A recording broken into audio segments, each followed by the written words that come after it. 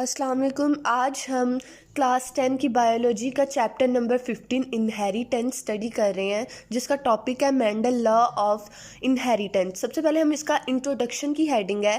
तो जो Gregor Mendel था वो प्रीस्ट था ऑस्ट्रिया में, और इसने फंडामेंटल प्रिंसिपल को इंट्रोड्यूस कराया था। और इसने प्रपोज किए थे स्पेशल फैक्टर, यानी कि जिनको हम जीन्स बाद में कहते हैं, और अब भी ये वो स्पेशल फैक्टर जो थे, ये इनमें एबिलिटी थी कि ये कंट्रोल करते हैं expression of traits next generation. इसका मतलब ये है कि ट्रेड्स ऐसी करेक्टरिस्टिक होती हैं जो पेरेंट से ऑफस्प्रिंग में वो ट्रांसमिट होती हैं, और ये उनकी एक्सप्रेशन को कंट्रोल करती हैं जीन।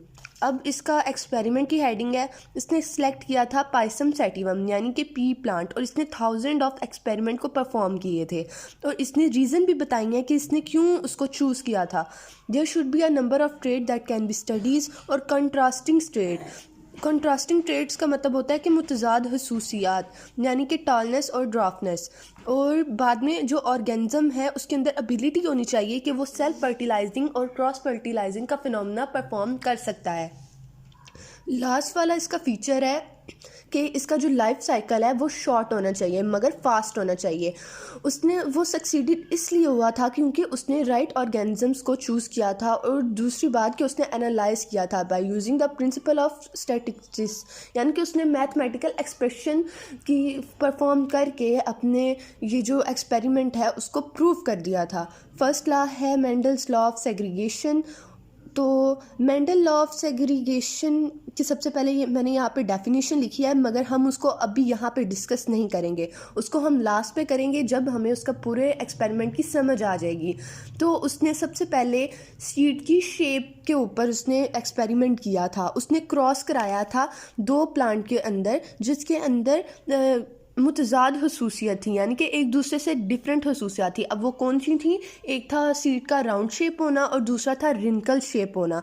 तो सबसे पहला हमारे पास है मोनोहाइब्रिड क्रॉस की हेडिंग आपको नज़र आ रही है। मोनोहाइब्रिड क्रॉस होता क्या है? A cross in which only one trade is study at a time is called monohybrid cross.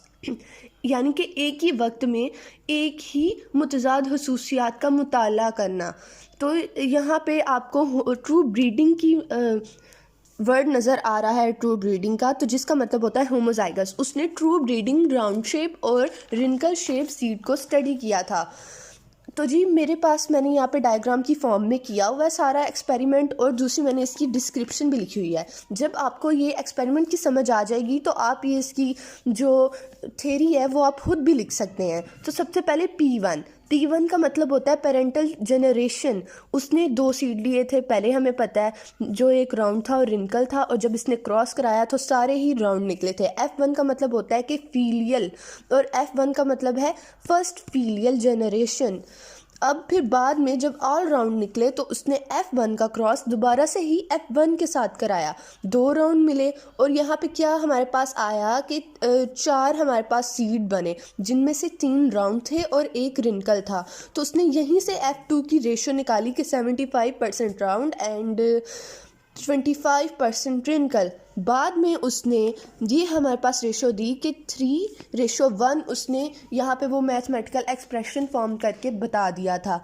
अब बाद में मैंने इसका वो स्केयर फॉर्म में भी किया है कि यानी कैपिटल आर स्मॉल आर। ये जो कैपिटल आर है ना, ये वो डोमिनेंट एलील को शो करता है और ये रिसेसिव को शो करता है। और ऊपर भी फिर मैंने इनका क्रॉस कराया, जब ये दोनों कैपिटल हैं तो ये सीड राउंड ही होगा, और ये जो इसकी राउंड शेप है ये इसकी डोमिनेंट खसूसियत है, यानी कि डोमिनेंट वो होती है जो गालिब आ जाती है दूसरी पे। तो रिंकल हमारे पास यहाँ पे रिसीसिव है। तो यहाँ पे जब किया तो ये आर सिर्फ यहाँ पे था और ये रिंकल बना, और बाकी मैंने इसकी रेशो भी निकाल दिया है जो कि तकरीबन सेम है। और जो है यहाँ पे मैंने आपको सारा बता दिया है एक्सपेरिमेंट, आप देखना चाहें तो देख सकते हैं। नेक्स्ट है एक्सपेरिमेंट नंबर 2। सिमिलरली इसी तरह उसने दोबारा से एक क्रॉस करवाया ट्रू ब्रीडिंग टॉल प्लांट और शॉर्ट प्लांट से। तो यहाँ पे जो F1 थे वो सारे टॉल थे, और फिर बाद में से ये पता चला कि जो टॉलनेस है वो डोमिनेंट एलील थी टॉलनेस की, और ये डोमिनेंट आ गई है ये शॉर्ट कंपेयर के प्लांट के बदले में। और F1 के बाद उसने फिर से F1 का क्रॉस F1 से कराया, तो F1 में रेशो आ गई थी 3:1। उसने कंक्लूजन किया कि जितने भी ये फैक्टर हैं, ये जिनकी वजह से ये जो ट्रेड था ये कंट्रोल किया, वो जीन है। और जो जीन है ना, वो हर ऑर्गेनिज्म में पाया जाता है in the form of pair. Next अब हम यहाँ पे वो डेफिनेशन कर लेते हैं। अब हमें समझ आ ही गई होगी कि हमने मतलब ये सारा करने के बाद हमारी जो डेफिनेशन है वो लॉ को प्रूव कर रही है या नहीं।